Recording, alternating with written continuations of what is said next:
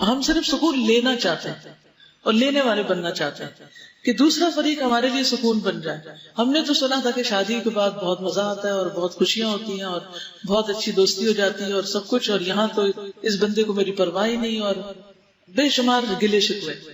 لیکن ہم یہ نہیں سوچتے کہ شادی کے اس رشتے میں بننے کے بعد ہمارے اوپر کیا فرض عائد ہوا، ہمیں کیا ذمہ داری دی گئی. رسول اللہ صلی اللہ علیہ وسلم نے ایک اچھی بیوی کی جو صفات بیان کی ہے وہ ہم میں سے کتنی عورتوں کے اندر ہیں. نبی صلی اللہ علیہ وسلم نے فرمایا کیا میں تمہیں تمہاری ان عورتوں کی خبر نہ دوں جو جنت میں ہوگی، جنت میں جانے والی عورتیں. ہم نے کہا ضرور ہے اللہ کے رسول صلی اللہ علیہ وسلم. آپ نے فرمایا محبت کرنے والی، زیادہ بچے پیدا کرنے والی.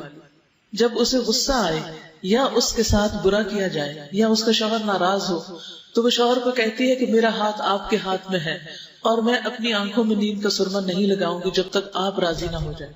یعنی ہر قیمت پر شوہر کو راضی کرنے والی. اور حقیقت یہ ہے کہ جو عورت یہ راز جان لیتی ہے کہ شوہر کو کیسے راضی کرنا ہے تو پھر دنیا اور آخرت دونوں ہی راحت میں آ جاتے ہیں. رسول اللہ صلی اللہ علیہ وسلم نے فرمایا تمہاری بہترین بیویاں وہ ہیں جو محبت کرنے والی، زیادہ بچے پیدا کرنے والی، ہم نوائی کرنے والی، یعنی ہاں میں ہاں ملانے والی، ہر بات میں تنقید نہیں، اور ہمدردی کرنے والی ہوں، بشرطے کہ وہ اللہ سے ڈرنے والی، یعنی دل میں اللہ کا ڈر ہو اور اللہ کی خاطر ہی صبر کر کے یہ ساری قربانیاں کرنے والی. تو جس عورت کے اندر یہ کوالٹیز ہوتی ہیں پھر اس کا شوہر آخر ہار ہی جاتا ہے اپنی ضد سے اور اپنے ظلم و ستم سے، اور گھر کی فضا محبت کی فضا بن جاتی ہے. اسی طرح شوہر کے لیے بھی ہے کہ وہ اپنی بیوی کے لیے سکون کا باعث ہو. نبی صلی اللہ علیہ وسلم نے فرمایا خیرکم خیرکم للنساء، تم میں سے بہترین شخص وہ ہے جو اپنی بیویوں کے لیے اچھا ہے.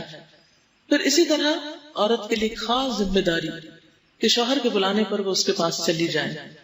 رسول اللہ صلی اللہ علیہ وسلم نے فرمایا اس ذات کی قسم جس کے ہاتھ میں میری جان ہے، جب کوئی شخص اپنی بیوی کو بستر پر بلائے اور بیوی انکار کر دے تو وہ ذات جو آسمانوں میں ہے وہ ناراض رہتی ہے حتیٰ کہ اس کا شوہر اس سے راضی ہو جائے.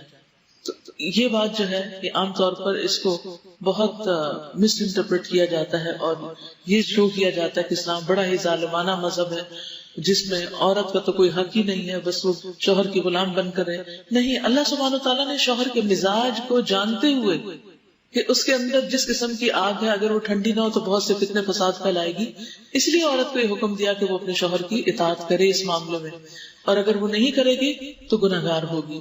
اور پھر اس وجہ سے یعنی اس کے ناروا انکار کی وجہ سے شوہر کے اندر جو غضب غیظ غصہ ہوگا یا پھر وہ حقوق نہیں دے گا یا اس سے مزید معاملات بگڑیں گے، تعلقات خراب ہو کر حتیٰ کہ طلاق تک نوبت آ جائے گی، تو پھر اس میں ذمہ دار عورت ہوگی.